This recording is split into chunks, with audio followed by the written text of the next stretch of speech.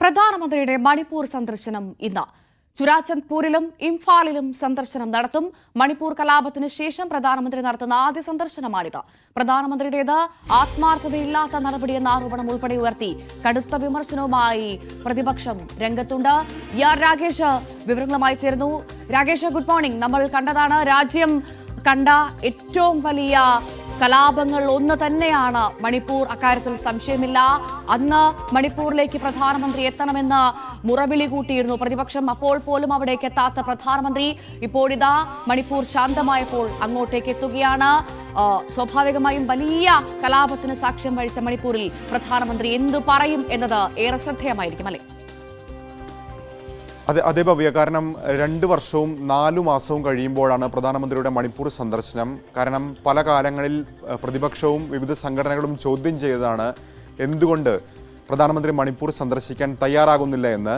അന്ന് പക്ഷേ അത്തരമൊരു നീക്കം, പ്രത്യേകിച്ച് ലോക്സഭാ തെരഞ്ഞെടുപ്പ് ഇക്കാലയളവിലാണ് കഴിഞ്ഞു പോയത്. അപ്പോൾ പോലും പ്രധാനമന്ത്രി അവിടെ സന്ദർശിച്ചിരുന്നില്ല. ഏതായാലും ഇന്ന് 2 പരിപാടികളാണ് പ്രധാനമന്ത്രിക്കുള്ളത്. ഒന്ന് ചുരാചന്ദ്പൂരിലാണ്. അവിടെയാണ് പ്രധാനമന്ത്രി ആദ്യം എത്തുന്നത്. ഏതാണ്ട് 12 കാലോടുകൂടി ചുരാചന്ദ്പൂരിലെത്തും. ചുരാചന്ദ്പൂര് കുക്കി വിഭാഗങ്ങളുടെ സ്വാധീന മേഖലയാണ്, അവർ ഭൂരിപക്ഷമുള്ള മേഖലയാണ്. അതിനുശേഷമാണ് ഇംഫാലിൽ പ്രധാനമന്ത്രിയുടെ 2ാമത്തെ പരിപാടി. കാംഗ്ല ഫോർട്ടിൽ നടക്കുന്ന പൊതുയോഗത്തിലും പ്രധാനമന്ത്രി പങ്കെടുക്കുന്നുണ്ട്. അങ്ങനെ 2 പരിപാടികളാണ് നിശ്ചയിച്ചിരിക്കുന്നത്. സ്വാഭാവികമായും ദുരിതാശ്വാസ ക്യാമ്പുകളിൽ കഴിയുന്നവരെയൊക്കെ തന്നെ പ്രധാനമന്ത്രി കാണും, അവരുടെ പരാതികൾ കേൾക്കും. പക്ഷേ പ്രധാനമന്ത്രി എന്തു പറയുന്നു എന്നുള്ളത് നിർണായകമാണ്. കാരണം കലാപം തുടങ്ങി 2 വർഷവും 4 മാസം പിന്നിടുമ്പോൾ പോലും ഇരു വിഭാഗങ്ങൾക്കിടയിലും ഒരു ഐക്യം ഉണ്ടായിട്ടില്ല. ഇപ്പോഴും സാധാരണ നിലയിലേക്ക് മണിപ്പൂർ എത്തി എന്ന് നമുക്ക് പറയാൻ കഴിയില്ല. സംഘർഷം കുറഞ്ഞിട്ടുണ്ട് എന്നുള്ളത് വസ്തുതയാണ്. അപ്പോൾ പോലും സാധാരണ ജീവിതത്തിലേക്ക് ഈ 2 വിഭാഗങ്ങളെയും ജനങ്ങളെയും മടക്കിക്കൊണ്ടുവരാൻ എന്തൊക്കെ ഫോർമുലകൾ, എന്തൊക്കെ നിർദ്ദേശങ്ങൾ കേന്ദ്രത്തിന് മുന്നിലുണ്ട്, പ്രധാനമന്ത്രി എന്തൊക്കെ പറയും എന്നുള്ള ആകാംക്ഷയുണ്ട്.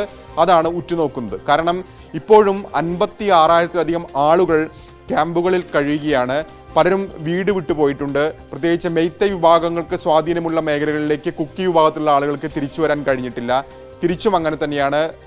കുക്കികൾക്ക് സ്വാധീനമുള്ള മേഖലകളിൽ മെയ്തൈ വിഭാഗത്തിന് മടങ്ങി വരാൻ കഴിഞ്ഞിട്ടില്ല. അപ്പോൾ അവർക്കൊക്കെ തന്നെ പഴയ ജീവിതത്തിലേക്ക് മടങ്ങി വരാൻ എന്തൊക്കെ കാര്യങ്ങൾ കേന്ദ്രം ചെയ്യുമെന്ന കാര്യത്തിൽ ഇന്ന് മോദി പറയുന്നത് നിർണായകമായിരിക്കും. ഇതുകൂടാതെ പല കാര്യങ്ങളിലും വ്യക്തത ഇനിയും വരേണ്ടതുണ്ട്. കാരണം ഈ സംഘർഷം കുറഞ്ഞെങ്കിൽ പോലും ചർച്ച, ഒരുമിച്ചിരുത്തിയുള്ള ചർച്ച ഇതുവരെ നടന്നിട്ടില്ല. 2 സംഘടനകളുമായി, 2 വിഭാഗത്തിലുള്ള സംഘടനകളുമായി പ്രത്യേകം ചർച്ച നടത്തിയിട്ടുണ്ട് എന്നത് യാഥാർത്ഥ്യമാണ്. പക്ഷേ ഒരുമിച്ചിരുത്തി പ്രശ്നത്തിനൊരു പരിഹാരത്തിനുള്ള ഫോർമുലയിലേക്ക് അത്തരം ചില നിർദ്ദേശങ്ങൾ പ്രധാനമന്ത്രി മുന്നോട്ട് വെക്കുമോ തുടങ്ങിയ കാര്യങ്ങളൊക്കെ തന്നെ നിർണായകമാണ്. ഏതായാലും 3-4 മണിക്കൂറായിരിക്കും പ്രധാനമന്ത്രി സംസ്ഥാനത്ത് ചെലവഴിക്കുക. ഈ 2 ഇടങ്ങളിലും ഏതാണ്ട് 8,500 കോടി രൂപയുടെ വികസന പദ്ധതികളുടെ പ്രഖ്യാപനം നടത്തുമെന്ന് കേന്ദ്ര സർക്കാർ അറിയിച്ചിട്ടുണ്ട്. പ്രധാനമന്ത്രി തന്നെ അക്കാര്യം സാമൂഹ്യ മാധ്യമങ്ങളിലൂടെ അറിയിച്ചിട്ടുണ്ട്. ഏതാണ്ട് 7,200 കോടി രൂപയുടെ പദ്ധതികളുടെ പ്രഖ്യാപനം ചുരാചന്ദ്പൂരിൽ നടത്തും.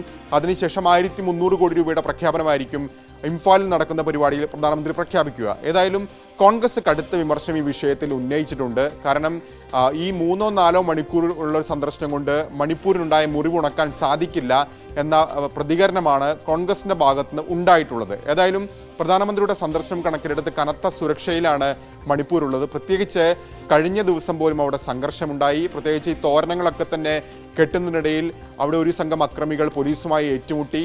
അവർ ഈ ഫ്ലക്സ് ബോർഡുകളൊക്കെ തന്നെ നശിപ്പിക്കുന്ന നിലയുണ്ടായിരുന്നു. അതുകൊണ്ട് തന്നെ സംസ്ഥാനത്ത് വലിയ സുരക്ഷയാണ് ഇപ്പോൾ ഒരുക്കിയിട്ടുള്ളത്. ഭവ്യ. ശരിയാ, രാകേഷാണ് വിവരങ്ങൾ നൽകിയത്.